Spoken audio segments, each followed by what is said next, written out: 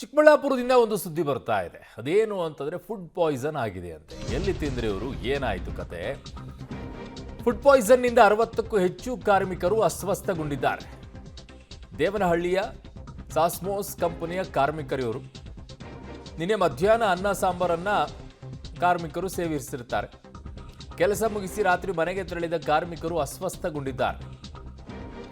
ಸದ್ಯ ದೇವನಹಳ್ಳಿ ಖಾಸಗಿ ಆಸ್ಪತ್ರೆಯಲ್ಲಿ 60 ಕಾರ್ಮಿಕರಿಗೆ ಚಿಕಿತ್ಸೆಯನ್ನ ನೀಡಲಾಗ್ತಾ ಇದೆ. ಫುಡ್ ಪಾಯ್ಸನ್ ನಿಂದ 60ಕ್ಕೂ ಹೆಚ್ಚು ಕಾರ್ಮಿಕರು ಅಸ್ವಸ್ಥಗೊಂಡಿದ್ದಾರೆ. ದೇವನಹಳ್ಳಿಯಲ್ಲಿ ಸಾಸ್ಮೋಸ್ ಕಂಪನಿಯಲ್ಲಿ ಕೆಲಸ ಮಾಡ್ತಾ ಇದ್ದಂಥವ್ರು ಇವರು ನಿನ್ನೆ ಮಧ್ಯಾಹ್ನ ಅನ್ನ ಸಾಂಬಾರು ತಿಂದಿದ್ದಾರೆ. ರಾತ್ರಿ ಏನು ತಿಂದರು? ಯಾವಾಗ ನಿನ್ನೆನೇ ಇವರು ಅಡ್ಮಿಟ್ ಆದ್ರ ಆಸ್ಪತ್ರೆಗೆ ರಾತ್ರಿನೇ.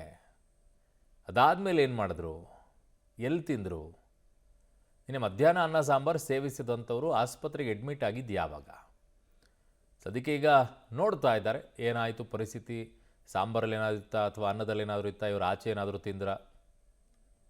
ನನ್ನ ಸಹೋದ್ಯೋಗಿ ಮುದುಕೃಷ್ಣನ ಸಂಪರ್ಕಕ್ಕೆ ಸಿಗ್ತಾ ಇದ್ದಾರೆ, ಚಿಕ್ಕಬಳ್ಳಾಪುರ ಪ್ರತಿನಿಧಿ. ಮುದುಕೃಷ್ಣ, ಈಗ ಬರೀ ನಿನ್ನೆ ಮಧ್ಯಾಹ್ನ ಅನ್ನ ಸಾಂಬಾರು ತಿಂದಂಥವ್ರು ಇವತ್ತು ಅಡ್ಮಿಟ್ ಆದ್ರ ಅಥವಾ ನಿನ್ನೆನೇ ಅಡ್ಮಿಟ್ ಆಗಿದ್ದಾರಾ? ಅದಾದ ನಂತರ ಏನೂ ತಿಂದಿರಲಿಲ್ವಾ? ಏನು ಕತೆ ಸ್ಟೋರಿ? ಅರುಣ್, ತಡರಾತ್ರಿ ಎಲ್ಲರೂ ಆಸ್ಪತ್ರೆಗೆ ದಾಖಲಾಗಿರುವಂತದ್ದು. ಈಗಲೂ ಕೂಡ ಆಸ್ಪತ್ರೆಯಲ್ಲಿ ಚಿಕಿತ್ಸೆ ಮುಂದುವರಿತಾ ಇದೆ. ದೇವನಹಳ್ಳಿಯ ಏರ್ಪೋರ್ಟ್ ಪಕ್ಕದಲ್ಲಿರುವಂತಹ ಏರೋಸ್ಪೇಸ್ ಪಾರ್ಕ್ ಅಲ್ಲಿ ಸಾಸ್ಮೋಸ್ HET ಟೆಕ್ನಾಲಜೀಸ್ ಅಂತ ಒಂದು ಕಂಪನಿ ಇದೆ. ಆ ಕಂಪನಿ ಅಂದ್ರೆ ಈ ವಿಮಾನದ ಬಿಡಿ ಭಾಗಗಳನ್ನ ತಯಾರು ಮಾಡುವಂತಹ ಕಂಪನಿ. ಈ ಒಂದು ಕಂಪನಿಯಲ್ಲಿ ಕೆಲಸ ಮಾಡುವಂತಹ ಕಾರ್ಮಿಕರೇ ಎಲ್ಲರೂ ಕೂಡ ಈಗ ಆಸ್ಪತ್ರೆಗೆ ಅಡ್ಮಿಟ್ ಆಗಿರುವಂತದ್ದು. ಸರಿಸುಮಾರು ಒಂದು ಖಾಸಗಿ ಆಸ್ಪತ್ರೆ ದೇವನಹಳ್ಳಿಯ ಮಾನಸ ಆಸ್ಪತ್ರೆಯಲ್ಲಿ 50 ಜನ ಅಡ್ಮಿಟ್ ಆಗಿದ್ದಾರೆ. ಮತ್ತೊಂದು ಆಕಾಶ ಆಸ್ಪತ್ರೆ ಅಂತೇಳಿ ಅಲ್ಲಿ 10ಕ್ಕೂ ಹೆಚ್ಚು ಮಂದಿಗೆ ಈಗ ಚಿಕಿತ್ಸೆ ನಡೀತಾ ಇರುವಂತದ್ದು. ಆಸ್ಪತ್ರೆಯವರು ಹೇಳ್ತಿರುವಂತದ್ದು, ನಿನ್ನೆ ರಾತ್ರಿ ಇವರೆಲ್ಲರೂ ಕೂಡ ಅಡ್ಮಿಟ್ ಆಗಿದ್ದಾರೆ. ರಾತ್ರಿ ಬಂದಂತ ಸಂದರ್ಭದಲ್ಲಿ ತೀವ್ರವಾದಂತಹ ವಾಂತಿ ಮತ್ತೆ ಭೇದಿ ಮತ್ತೆ ಜ್ವರ ಕಾಣಿಸ್ಕೊಂಡಿತ್ತು. ಹಾಗಾಗಿ ಎಲ್ಲರಿಗೂ ಕೂಡ ಚಿಕಿತ್ಸೆಗಳನ್ನ ಕೊಡಲಾಗಿದೆ. ಹಾಗಾಗಿ ಸದ್ಯಕ್ಕೆ ಚೇತರಿಸಿಕೊಂಡಿದ್ದಾರೆ, ಯಾರು ಕೂಡ ತುಂಬಾ ಗಂಭೀರ ಇಲ್ಲ ಅಂತಕ್ಕಂಥದ್ದು.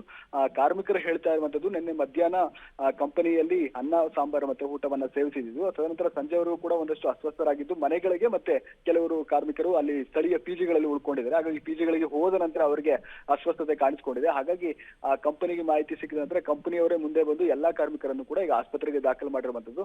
ಒಂದ್ ಕಡೆ ಕಂಪನಿಯವ್ರ ಕಡೆಯವರು ಹೇಳ್ತಿದ್ದಾರೆ, ಇಲ್ಲಿ ನಮ್ಮಲ್ಲಿ ಈ ರೀತಿ ಫುಡ್ ಪಾಯ್ಸನ್ ಆಗಿಲ್ಲ, ಮೇ ಬಿ ಅವ್ರ ಪಿಜಿಗಳಲ್ಲಿ ಮನೆಗಳಲ್ಲಿ ಆಗಿದೆ, ಅಲ್ಲಿ ಊಟ ಮಾಡಿದ್ಮೇಲೆ ಆಗಿದೆ ಅನ್ನಕ್ಕಂತ ಮಾಹಿತಿಯನ್ನ ಹೇಳ್ತಿದ್ದಾರೆ. ಆದ್ರೆ ಕಂಪನಿಯಲ್ಲೇ ಕೆಲಸ ಮಾಡುವಂತಹ ಎಲ್ಲ ಕಾರ್ಮಿಕರಿಗೆ ಆಗಿದೆ, ಆ ಪಿಜಿಯಲ್ಲಿ ಇರುವಂತಹ ಎಲ್ಲರಿಗೂ ಫುಡ್ ಪಾಯ್ಸನ್ ಆಗಿಲ್ಲ. ಹಾಗಾಗಿ ಇದು ಕಂಪನಿಯಲ್ಲಿ ಎಲ್ಲೋ ವ್ಯತ್ಯಾಸ ಆಗಿದೆ ಅಂತಕ್ಕಂಥದ್ದು ಈಗ ಮೇಲ್ನೋಟಕ್ಕೆ ಕಂಡು ಬರ್ತಾ ಇರುವಂತಹ ಅನುಮಾನ. ಅರುಣ್. ಓಕೆ ಮಧುಕೃಷ್ಣ, ನಿಮ್ಮೆಲ್ಲ ಮಾಹಿತಿಗೆ ಧನ್ಯವಾದಗಳು.